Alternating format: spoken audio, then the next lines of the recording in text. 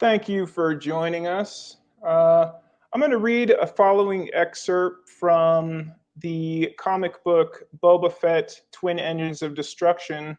I'll be reading for the part of Dengar, a surly sidekick, trusted. You'll be reading for Boba Fett, the armored, mysterious bounty hunter. Any questions before we begin?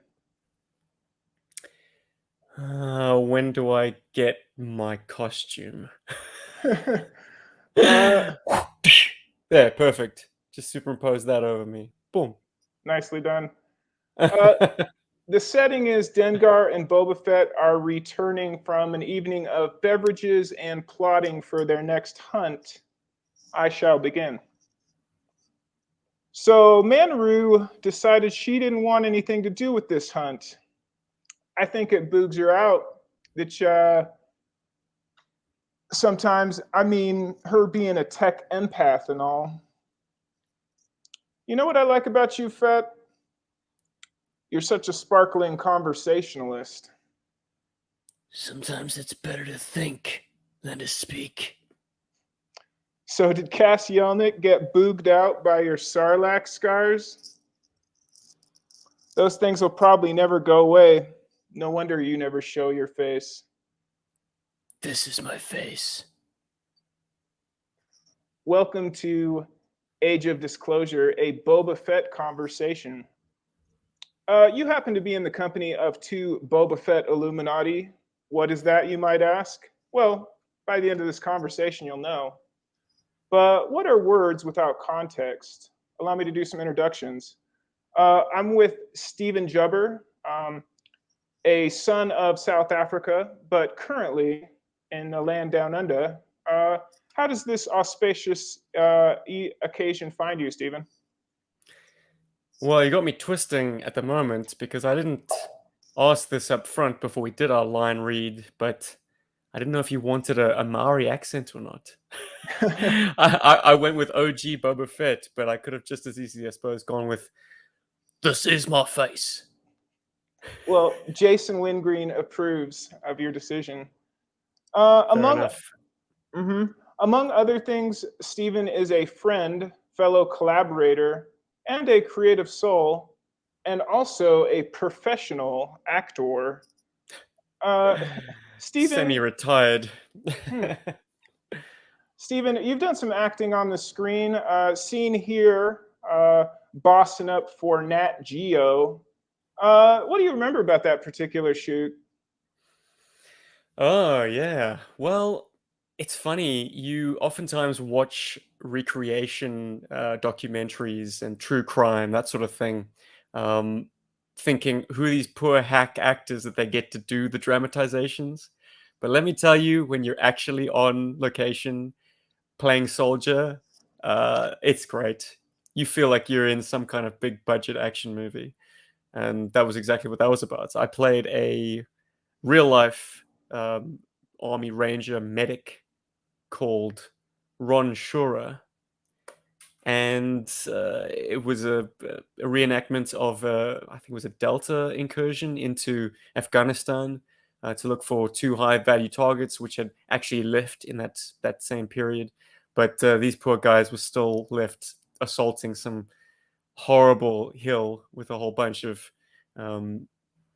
what would they be called? Taliban, I suppose, commandos at the top, shooting down at them.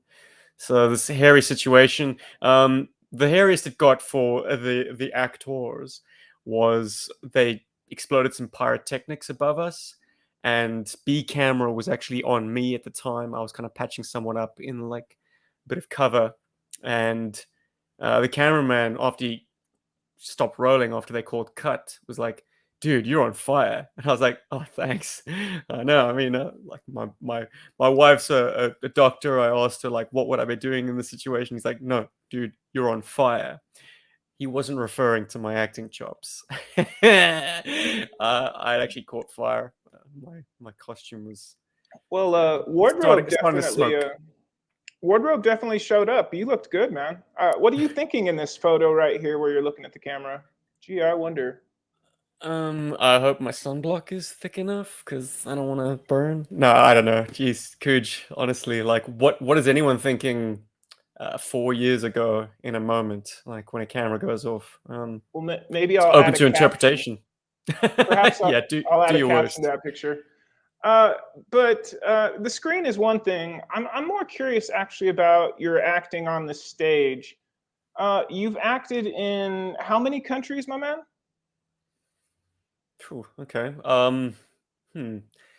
South Africa obviously is a given. I've acted here in Oz. I've done extensive tours in the Far East. I've done 13 cities in China, and Mm, each of them these bloody massive megalopolises that seem to have sprung out of nowhere for the most part, hmm. and amazing theaters. I've worked in the UK. I've worked in Ireland.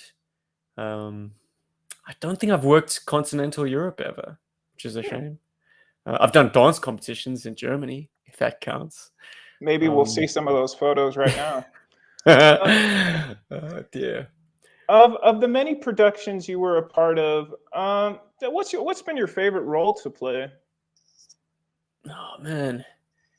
Well, I must say that being, a young man, perhaps not quite handsome enough to be cut out for the silver screen, but certainly good enough to be seen from the front row of a theater, you start out playing these kind of heroic Prince Charming type roles, which, I mean, every story needs them, right? So a romantic lead, but you quickly grow tired of them and you sort of stuck in a rut of the same carbon copy character in every single show, whether it's musical theatre or something for children's theatre or dramatic theatre or Shakespeare.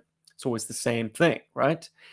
So you're oftentimes trying to break out of that. And it took me a while, but eventually, maybe it's because I got a little older, a little wrinklier, started growing the beard in a little bit more, but I started playing the villain and have never looked back because they have the best fun, don't they? It's debatable. Well, hey, if Morrison can still turn up at age 60 for Boba Fett, your career's not quite over, my man. Before we get Though away I from would that, argue he's been given a far more virtuous twist to Boba Fett. I mean, he's mm, not playing an out and out villain anymore, let's which not get ahead of ourselves. let's not. No. Let me go there for a second. Leading man versus mystery man. Which do you prefer playing? Hmm. And that's not to say a leading man can't be mysterious. Perhaps the most strongly written leading characters do keep their emotions very close to the chest. Hmm. But yeah, look, there's nothing that can top a good mystery, and it does hold an audience in its thrall. There's something more intriguing about a character that is far more introverted, far more secretive, and has a secret to keep. I haven't had many opportunities to play mystery, but on the handful of opportunities that I've had to do that, it's always been a thrill. So yeah, give me the mystery.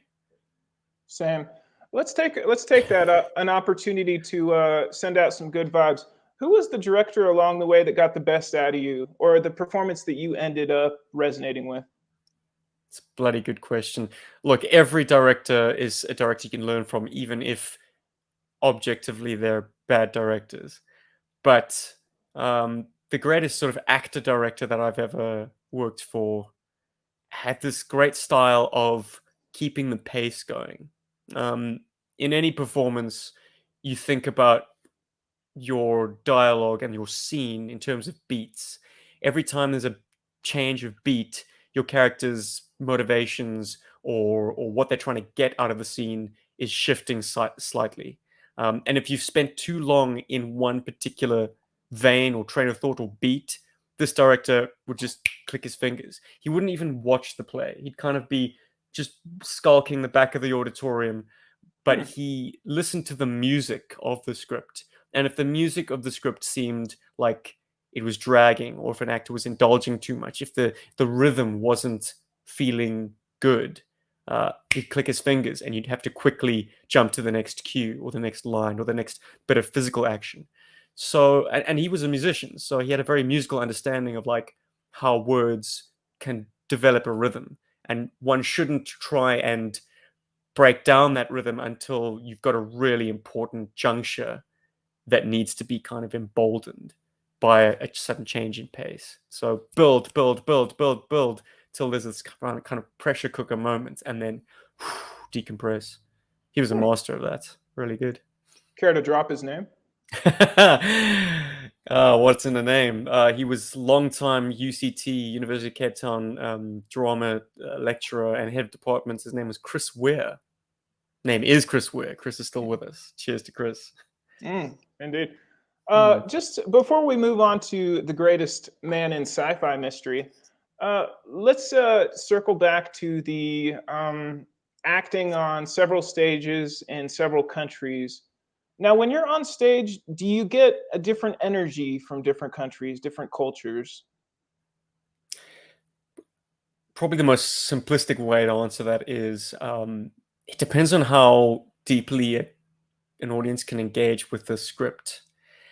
I've always performed in the English language, and you can imagine in the stages of the Far East, be it China or even Singapore, where English is the predominant language, like spoken English can often be a bit of a bar. And in China, they actually had titling on either side in Mandarin.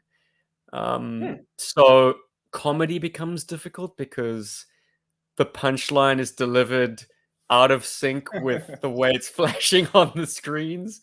And the language is often written in a certain way that doesn't make sense when translated. There are no direct translations that would apply. It's almost like they have to find an analog in that language, but that would then diminish the truthfulness of portraying the piece in the same words. So that's always a complexity.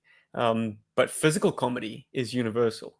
So you really get a rise out of any kind of physical gags or snafus when you're in the Far East, particularly. I'd say the USA leads the charge in terms of the warmth of response. But I think Americans, I mean, this is a horrible generalization because, of course, people are people and people are different everywhere in the world. But there's a sense in America where appreciation should always be shown very vividly. Like, if something's funny, don't just laugh. Laugh generously enough that it hits the it bounces off the audience and hits the stage. Like, the actors know that you find them funny or that the moment was played well. It's a great feedback loop. And it's very peculiar to, I think, North America. It's kind of funny. You got used to lag before you were live streaming. So that is comedy. Well, I don't know, man. Lag was pretty bad in the early noughties, and that was kind of when I was starting out. So I think maybe they landed at the same time. Maybe I've always been working with a delay. You are ahead of your time, my man. Shall we get to? Might explain why I'm not that smooth live. Like, no, I'm used to having a bit of a buffer. You're in good company. Shall we get to the man of the hour, Boba Fett? Please, yeah, man. Stand down, Stephen.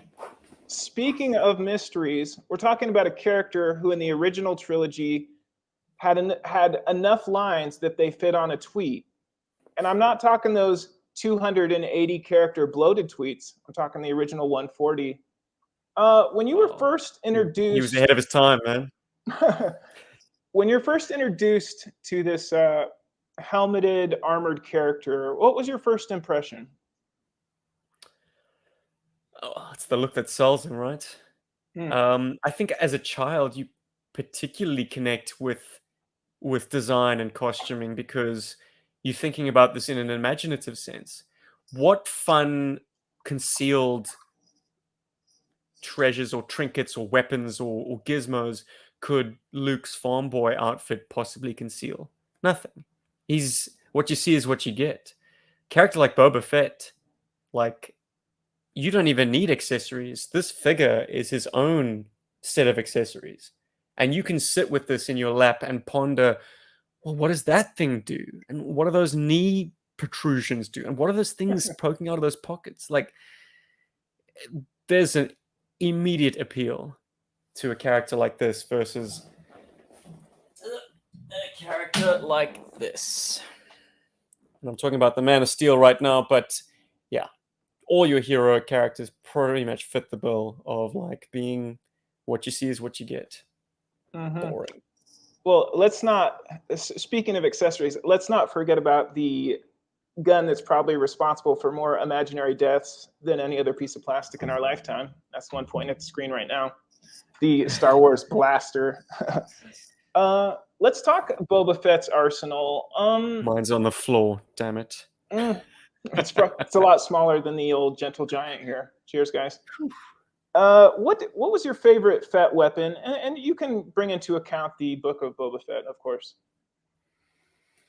I'm not gonna bringing the Book of Boba Fett into it because I don't think it really showcased his weapons. The Mandalorian was far more successful at doing that, unfortunately, or fortunately. But I think a book was responsible for highlighting one of Boba Fett's coolest hidden weapons. I don't know if you're familiar with Tales of the Bounty Hunters. You know I am. Oh, of course. So that is my Boba Fett Bible long before we had any kind of live action additional material. Preach. I wasn't that au fait with the Dark Horse comics, but that collected novel of bounty hunter stories, the Executor Six, as it were.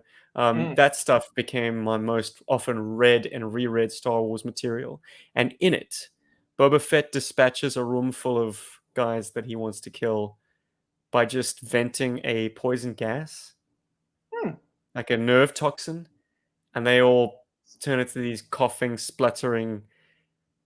They just turn purple and choke out and die. And No I just thought dignity.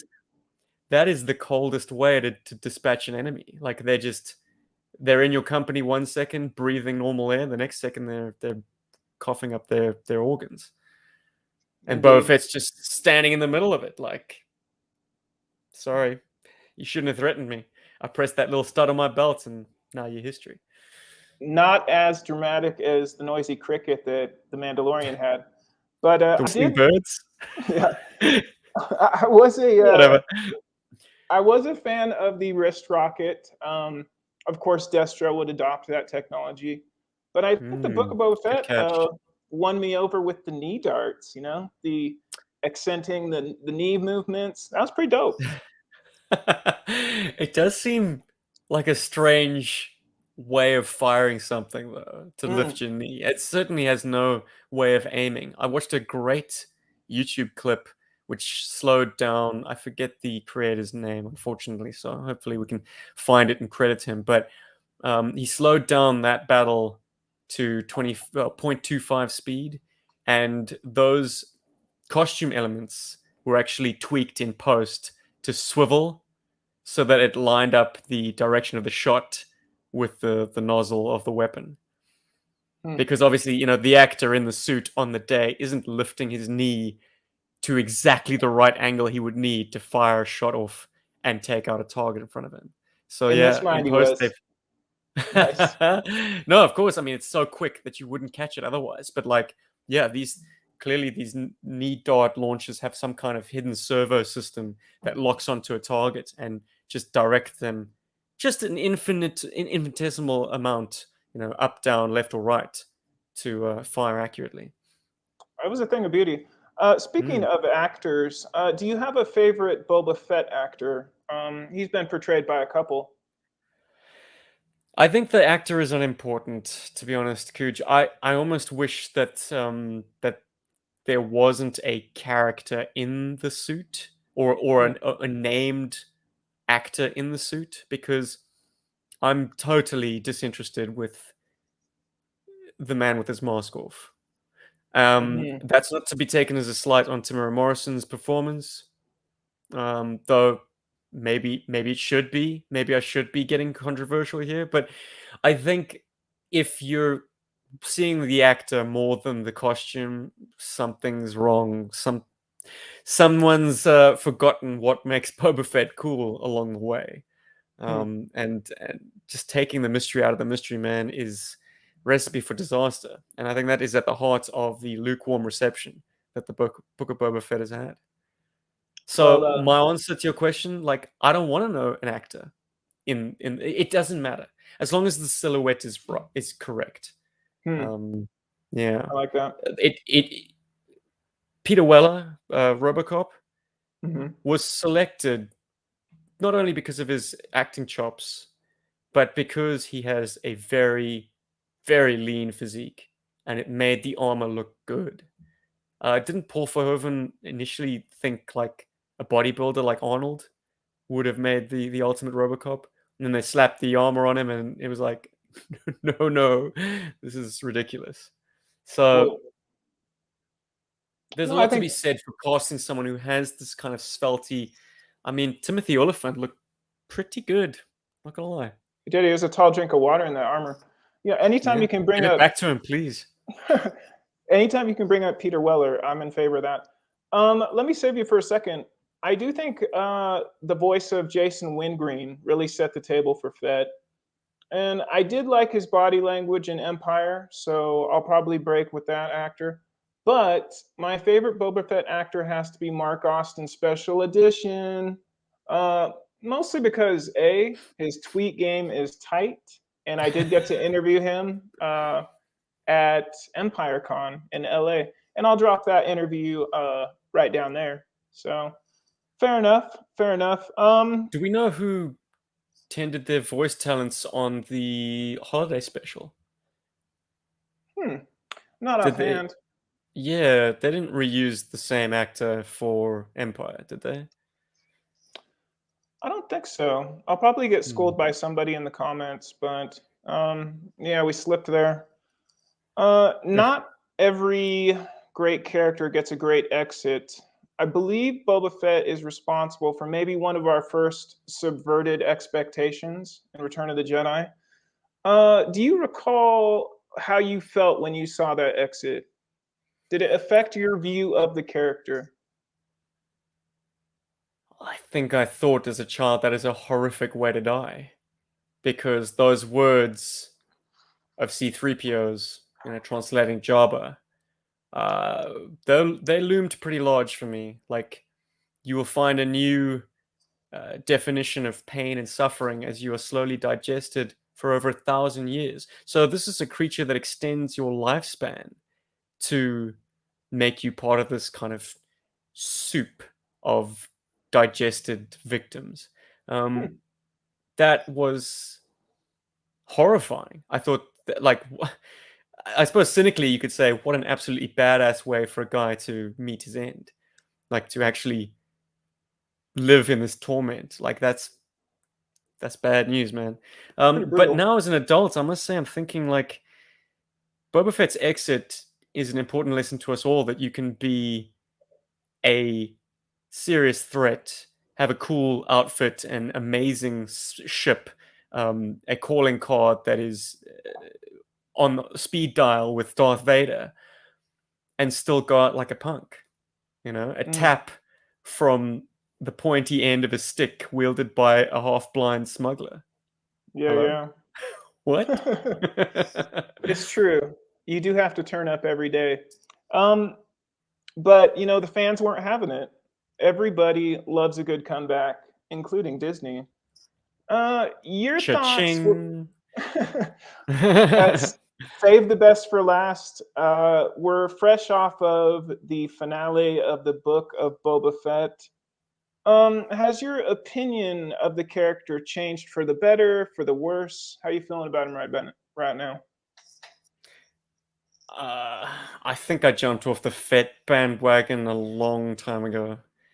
A lot longer than Book of Boba Fett, Mando. I think I kind of fell out of my joy with the character when I saw him as a surly child Mm, in Attack of the Clones. And I thought to myself, well, it's interesting, it's valid. I mean, this is George Lucas's interpretation of the character, and he authored Star Wars, whether we like it or not. He's responsible for everything, the good and the bad. So this is where he saw it, and I can't argue with that. But like, Star Wars, man, it always hinted at such a larger world. when Obi-Wan's talking about the Clone Wars for the first time, you're like, what? There was this huge galaxy-spanning battle with clones? No, it turns out we made the clones, and then the clones turn on us. I mean, there are layers of things that we hinted at that we then went off and made up in our own head canons, and now we're seeing them, become Disney fodder and become too exposed, and stories that never were intended to be told, being told to death because they got to make that money, man. Yeah. And Boba Fett is a victim of that, isn't he? Ooh, Just overexposure. I'm not ready to drop that just yet. Give me some high points, some things that you caught in episodes, some plot points, anything that you enjoyed about said series, said book.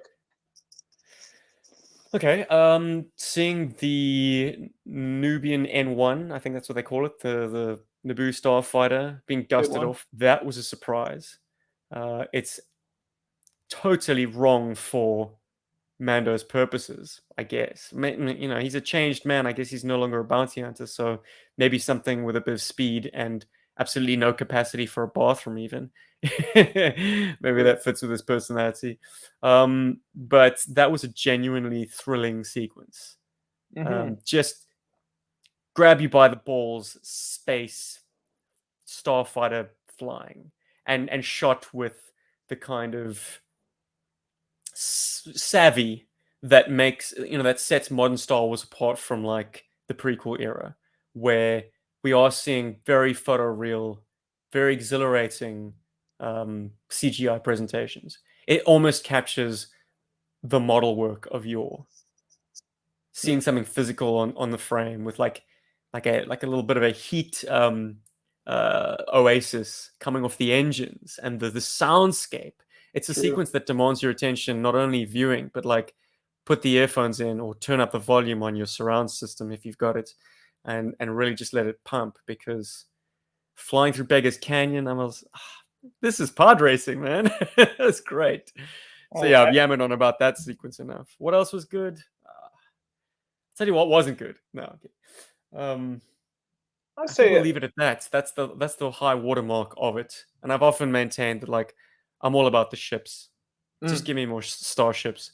Seeing the Slave One pelting those bikers was pretty badass too. Yeah, it was. Yeah, it was a good week. I think criminally underutilized. I'll say again. Yeah, true. Let's see. I think start strong, end strong. I thought the series worked. I did enjoy the introduction of kind of the techno synthwave music and that little gang. As cheesy as some people took them, hey, why not? And I think, Boba Fett ends up riding a Rancor. What do you want? That was pretty good. It was pretty good. I think just to take a personal turn here at the end, obviously, Viva la Fête. Maybe we'll see him again. But thank you for mentioning a different Mandalorian-clad warrior, and that would be Disney's own Mandalorian. You can't not. They're in the same breath now. Every badass has a soft spot. Eventually, your Grogu is going to come along. He's already here, Cooch. Yes, he is. Recently, your wife Kim gave birth to your son Elliot. Yeah. Just in closing, how has your Grogu changed your life so far? Oh man. Well, I mean, my current life is completely unrecognizable to my old. What am I saying? What the shape my life has taken now bears no resemblance to the life I had before. That's a better way to rephrase it. Yeah, it's no less incredible. In fact, it's a game changer in the sense that it makes everything that came before seem of little to no consequence.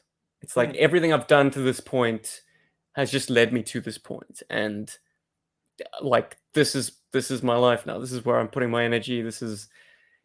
And it kind of takes the pressure off you in a certain way, because all of a sudden you don't feel this burden to be somebody or be a success. Being a good father is good enough.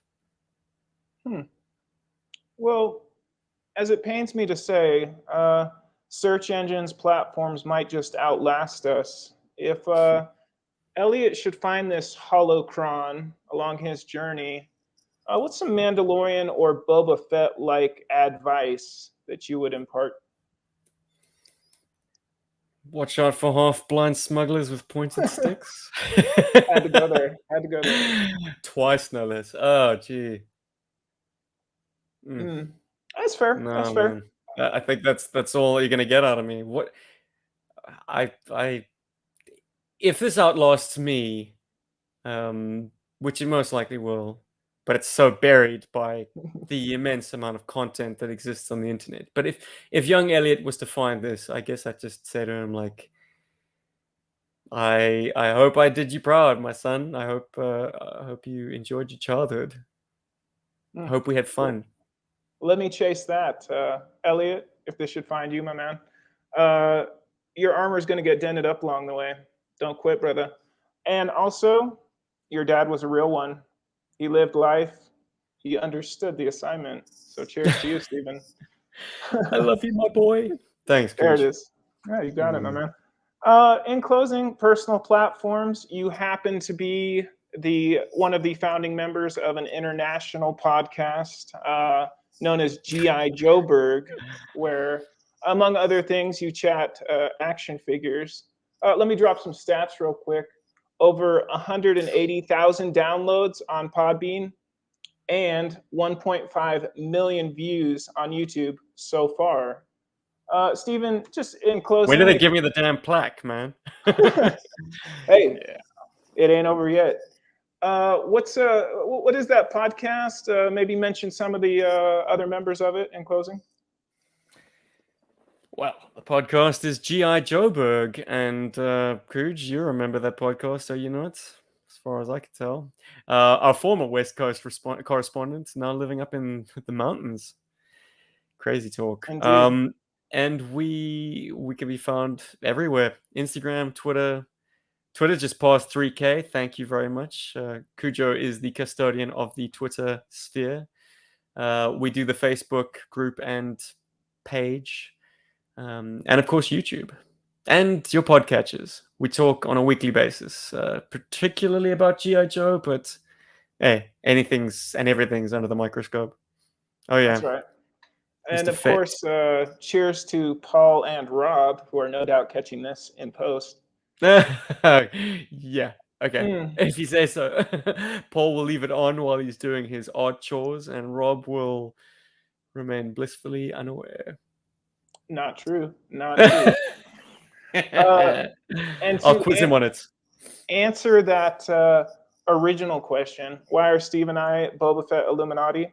Well, if you look in the details below, I believe you'll find a synthwave album called F3TT, in which Stephen does have a monologue, and I am featured as well as a producer, etc. Enjoy that, and I believe that this has been our age of disclosure, my man. Oh, and you know what? If we end it in the next 15 seconds, it will have been 33 minutes. So, well, then let's end it on this.